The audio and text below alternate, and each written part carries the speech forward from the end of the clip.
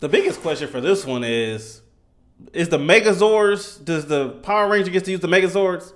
If that's the case, I would say the Rangers, but straight up, I'm gonna have to go with Leonardo. Yeah.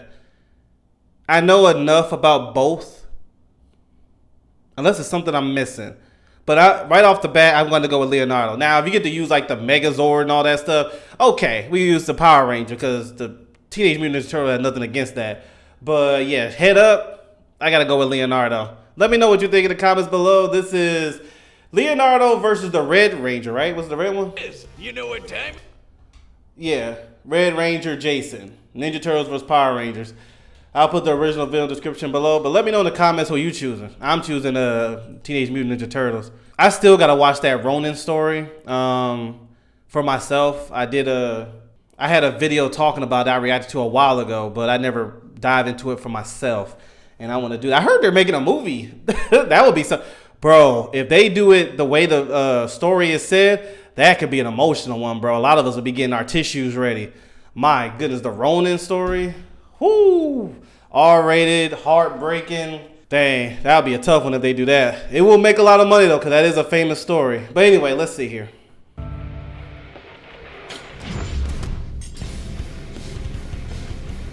When I was a kid, there was nothing better. Man, I remember those WB signs. That's where I Saturday morning cartoons. The 80s and 90s certainly gave us some memorable characters and epic. One of my favorite ones in those WB shows was the Animaniacs. Like Leonardo, head honcho of the Teenage Mutant Ninja Turtles. It's the Animaniacs. Leader of the Mighty Morphin Power Rangers. For this bout, we'll be sticking to the characters themselves. That means no Dragonzords, no Turtle Mechs, okay. And no last-minute power of friendship. Just a good old. So I'm going for Leonardo. He's Wiz and I'm Boomstick. And it's our job to analyze their weapons, armor, and skills to find out who would win a death battle. I think Leonardo is more disciplined, skilled, and all that. From the vastness of space to the eerie depths of the ocean, few places remain as mysterious and unknown as the New York City sewer system. Anything could be down there. Killer alligators, mole people, or even Teenage Mutant Ninja Turtles. That's still the best Ninja Turtles movie than the first one. Transformed into humanoid superheroes by a chance encounter with a canister of mysterious mutagenic ooze. They were adopted by an equally mutated rat skilled in martial arts who decided to name them after Renaissance artists. You know, even by comic book standards, this origin story is pretty freaking weird. Master Splinter trained them as ninja, and the group formed a daring crime-fighting team. But every team needs a leader. Donatello did machines, but tactics? Nah, Raphael was tough, but way too hot-headed. And Michelangelo? Well, we all know he got dropped as a kid. So the obvious choice was the true blue Leonardo DiCaprio. Yeah, if Mikey was fighting a Red Ranger, I might go for the Red Ranger, but Leonardo, he was different. Lessons, and soon adopted the principles of Bushido. Kind of weird since that's a samurai code and he's a ninja, but whatever. The modern tenets of Bushido have evolved over the centuries, but it essentially boils down to 8 virtues: righteousness, courage, compassion, respect, honesty, honor, duty, and self-control. All of which frankly describes Leonardo to a T. AKA, he's super dedicated to being a goody two-shoes. And he's a badass when it comes to fighting. He's like the Bruce Lee of reptiles. And since he's a turtle, Leo's got super speed and super strength. I'm not sure the science checks out on that one. He's also got that super tough shell and some radical ninja weapons. Right, but before we go any further, we should address that there are multiple iterations of Leonardo across different media and timelines. As none of them can really be considered the main one, we're taking all standard versions into account, or anything that's reasonable, consistent, or viable across his multiple histories. So we're not including anything that's too out of the ordinary, like those weird double mutations or that time he became a goddamn dragon. I mean, good on you, Leo. I forgot about that. That's a little out of your typical wheelhouse. Leonardo is a master of Niten Ichiryu, a Japanese fighting style using twin katana. Although Leo's swords are typically a more recent variant. I will say an called underrated Jock, movie basically with just them in it katana is without the Teenage Mutant Ninja Turtles Way better with than Batman. building tiny forks or a literal They did a collab movie. I thought they did that very Seriously, who well. picked out the other turtle's weapon? Leonardo's Ninjaken are incredibly deadly, even sharp enough to slice through metal. But he still finds ways to break those things all the time. Good thing he's also got kunais, smoke bombs, shuriken, climbing claws, grappling guns, hell, most of the Batman-approved gear. In his latest outing, he's even got this Odachi, basically the claymore of ninja swords, but it's super special. Right, with a swing of the blade, it can open portals that can take its wielder anywhere from across the room or all the way to Tahiti. Time for I forgot all about that. Yeah. And to be real, I don't even think I forgot. I don't think I ever heard about that. Catastrophic. Yeah, To be real with you. I totally have what it takes to pull this off. Okay, maybe I'll go with the staycation instead. Probably for the best. Weapons aside, Leonardo has proved skilled enough to master rare ninjutsu knowledge such as the Healing Hands Mantra, a meditation technique. Say goodbye to that nasty migraine or pesky stab wound. Not quite potent enough to heal fatal wounds, but useful nonetheless. Other than that, the dude's fast enough to outrun explosions and has even dodged lightning. This enemy in particular was specifically granted the power of a storm, implying these bolts are comparable to natural lightning. Therefore, Leonardo must be able to react to things 280 times faster than sound. Ha! And you thought turtles were slow. Also, he's strong enough to push over a giant pillar to crush a cockroach monster, go toe-to-toe with Baron Draxum, who survived this explosion, and held open the jaws of a monster-fied T-Rex. The Tyrannosaurus is theorized to have had a bite force of 12,800 pounds per square inch. They be 6 doing their times more research. powerful than an alligator. And best of all, even across multiple timelines, good old Leo is usually the one to take down the turtle's biggest villain and least useful kitchen utensil, the Shredder. No wonder he's the leader. Leo's a boss. Sure, he may have a habit of questioning his own abilities and decisions, but hey, he's a teenager. Par for the course. One thing's for sure, he's a mean, green fighting machine who's always up for a shell of a good They ain't time. Ra's al Ghul. Face cold steel. After 10,000 years, the evil This was episode the of Rita Power Repulsa Rangers I was watched. finally released from her long-standing The prison. origin. Which, and I need to point this out, was an actual space dumpster.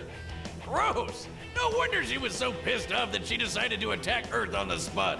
To combat her vile magics, the good-natured sage in a tube, Zordon, sought out a team of heroes, and for whatever reason, specifically requested 5 overbearing and over-emotional humans. No, not that, not teenagers. I feel ya, Invader Zim. The 5 teens connected to the Morphin Grid. Dang, the energy this field bring that back a lot of transformed them memories, into bro. the These were the mighty ones I Morphin watched. Power Rangers. Go, go, Power Rangers! Very cringy now when you look at it, but it was fun. Yeah, I used to love their opening. And if that wasn't cool enough, each ranger was bonded to a giant robot dinosaur.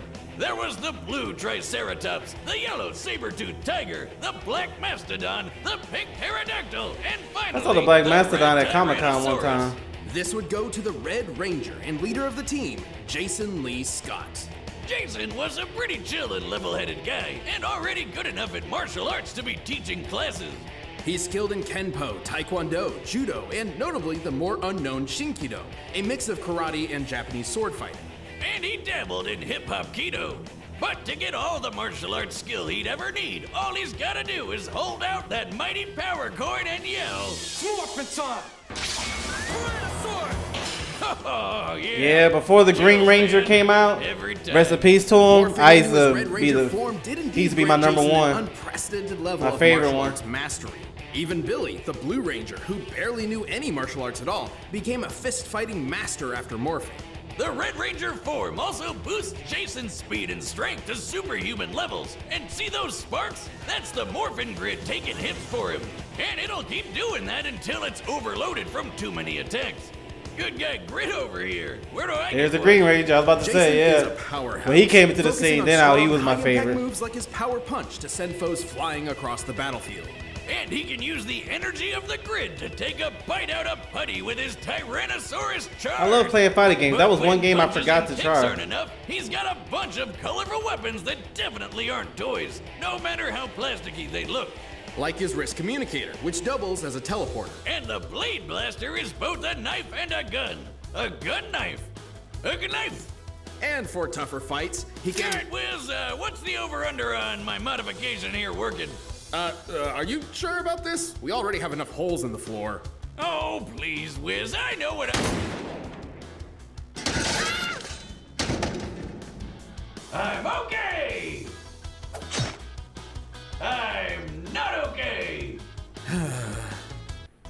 For tougher fights, Jason can also summon the Power Sword, a unique blade that can slice through even the most powerful of monsters. It's also a key component to the Power Blaster.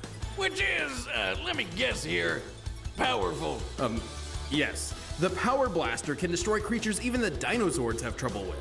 Though Power Ranger rules keep them from busting out the big guns right away.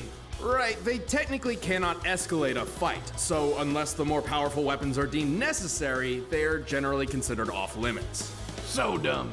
Regardless, the Red Ranger is incredibly impressive even without his weapons. He's strong enough to lift boulders way bigger than him. Scaling this boulder to Jason's own height, we can estimate it I weighs didn't know a he had little it like over that. 69 tons. Dang. Nice. And the Yellow Ranger, who has the same basic powers as Jason, pushed around a much larger boulder that, when using the same scaling method, appears to weigh over 11,000 tons. Yeah, I didn't know they had strength These like two that. can run so fast they kick up huge clouds of dust behind them. I knew they was And in a upgraded, but later not to this series, extent. Power Rangers in space. The Rangers could keep pace with the supercar Storm Blaster.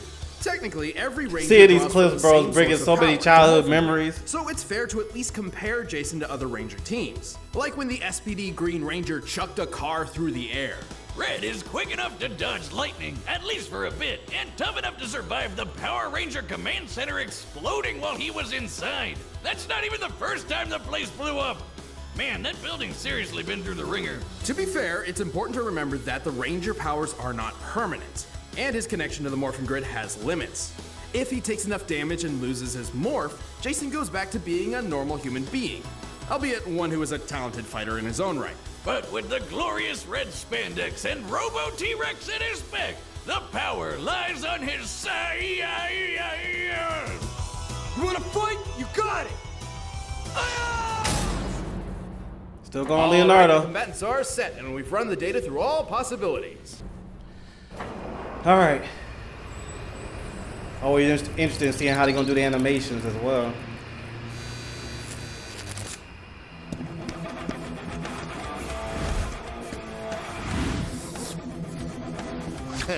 Okay.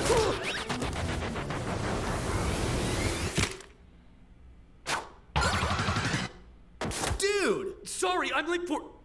Wanna free these monsters! Give me a break. You're the All of a monster sudden, looked at his ruining face my and assumed that. Time to take out the trash. It's morphin' time! Don't count me out yet!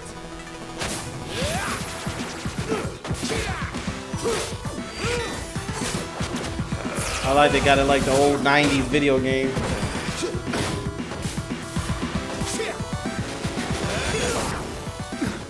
That's turtle power! Power sword! Don't blaze me for not being impressed! Really, dude?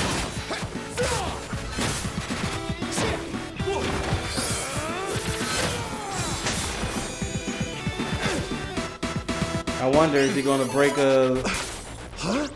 Okay. When I saw that clash, I was like, "Oh, it didn't break." I wonder if is it gonna break? And sure enough, it did. Uh oh.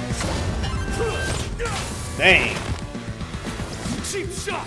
Rin Pyo Tosha Kai Jin Retsu Saisen. Yo, what are you doing down there? Sorry, tights. I'm all healed up. Behold the immortal turtle! That's bogus! I love being a turtle!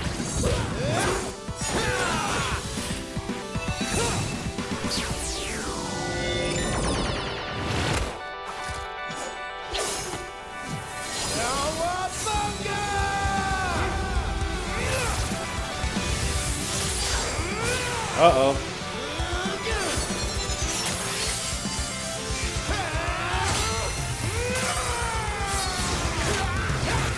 Dang. Dang. Okay. Is that it? Okay. That sword was a lot stronger than I thought it was. Goodness gracious. Are you gonna keep reusing that one, or should I expect All right, I something want new? them to break down the sword You want me again. to shell out some more puns? Fine, fine. Leonardo certainly had more martial arts experience. That's than why I thought Jason, was gonna help him and win was the likely a bit faster, the- as we've hold seen up. him dodge lightning more reliably. If it were just up to those two factors, the Ninja Turtle may have won. But you know there's more to it. Sure, Leo had some super tough defense on his side, but Jason had the oomph to crack that shell. First of all, Leonardo's superior training was a moot point, as Jason's morph granted him a broad mastery of martial arts talent automatically. Kinda cheap if you ask me, but that's Power Rangers for you.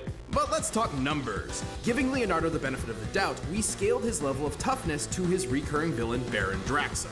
Who's fought Leo a bunch of times? Remember how Draxum survived his lab exploding? That's definitely the best durability feat Leo could possibly match. By scaling the lab to the height of the characters, then deducing the size of the explosion itself, its explosive yield must equal about 12 tons of TNT. Pretty impressive, but then we used The the way they same figured method that on out. the control center exploding while Jason was inside, and it came out to 550 tons of TNT. 45 times greater than Leonardo. So clearly Jason was much tougher, but we still had to find their overall strength. To do that, we compared Leo's bug-crushing pillar to the Rangers bowling with boulders. Using granite as an average potential density and scaling the pillar to Leonardo's height, it appears to weigh about 240 metric tons. Still impressive, but way less than the 11,000-ton boulder. The Red Ranger couldn't just crack that shell, he could make turtle soup out That of it. did surprise me when I Leonardo saw held that. some advantages Pushing in that speed off. and skill, making this I never fight knew he far was that from strong. one-sided. However, Jason's superior strength, arsenal, and powers quickly turned the tide. His Ranger of abilities does what Leonard don't.